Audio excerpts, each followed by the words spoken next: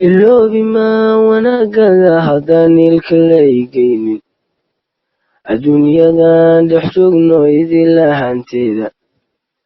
afarteedan geesood uunka kala jooga allihii sameeyan ka baryiinu ku dhowraaye ilmaha kolkii aan nahay oon wax garanaynin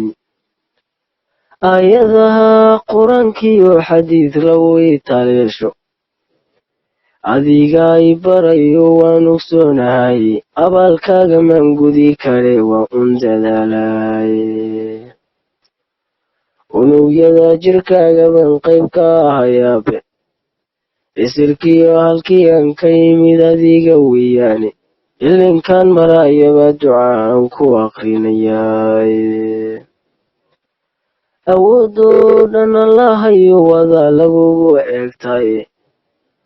oo ilaali waalidkaysay barbaarsheene asluubtiyo dhaqankii wanaabay igu dadaaleene itaalyari